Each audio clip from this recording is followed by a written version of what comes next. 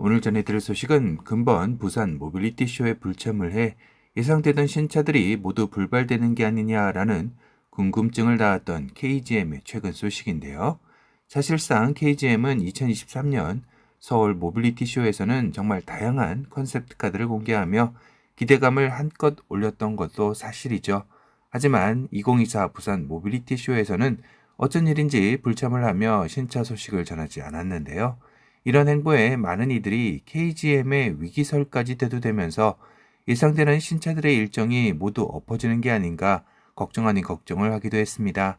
특히 이번 부산 모빌리티 쇼에서 공개될 것으로 예상했던 토레스 기반 쿠페형 SUV의 모습은 어디에서도 찾아볼 수 없었기에 더욱더 궁금증은 증폭되어 갔는데요. 물론 그 밖에도 렉스턴 후속으로 점쳐지던 컨셉트카인 F100이나 코란도 후속인 KR10 등의 소식 역시 깜깜이가 되었죠. 그런데 최근 토레스 쿠페형 SUV의 차명이 액티언으로 낙점되었다라는 소식이 들렸습니다. 최근 환경부 자동차 배출가스 및 소음 인증 시스템에 1.5리터 가솔린 터보 엔진을 탑재한 액티언이 추가되면서 이목이 집중되고 있기 때문인데요.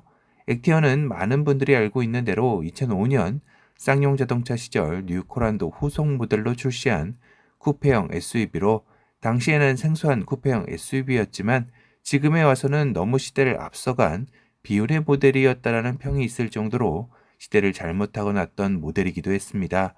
당시 소비자들의 외면과 더불어 배기가스 규제 등을 충족하지 못하고 출시된 지 5년 만에 사라졌죠.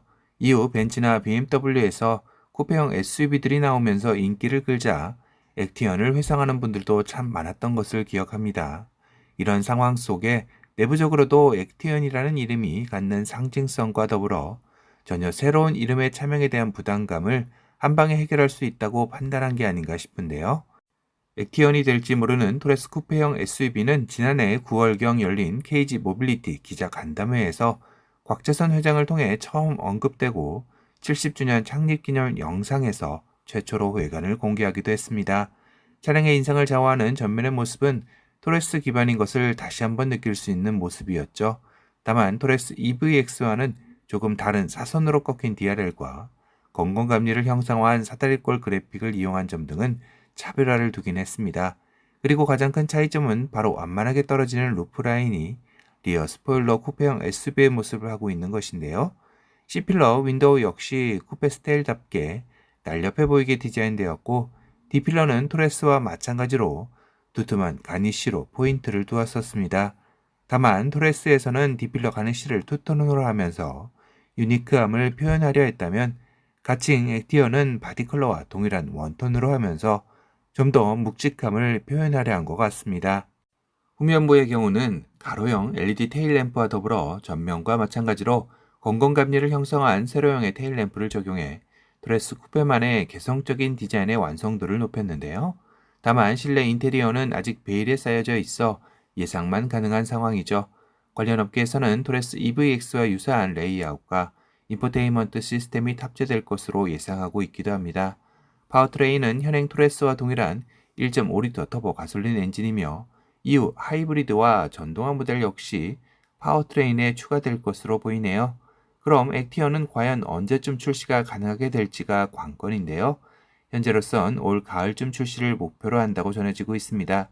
물론 일각에선 가을도 어렵고 올 연말로 보는 의견들도 있습니다. 이는 KGM과 여러모로 협력의 관계를 맺고 있는 BYD와의 관계도 중요한 키가 될 듯한데요. BYD는 올해 초 BYD 코리아로 국내에 본격적으로 진출할 것이 예상이 되며 KGM의 신차들 역시 탄력을 받을 것으로 보입니다. 오늘은 KGM의 부산 모빌리티쇼 불참으로 신차 출시 불발 이슈에 토레스 쿠페가 액티언 명칭으로 나올 가능성이 제기되며 문제없이 잘 진행되고 있다라는 소식에 대해 전달해드렸습니다.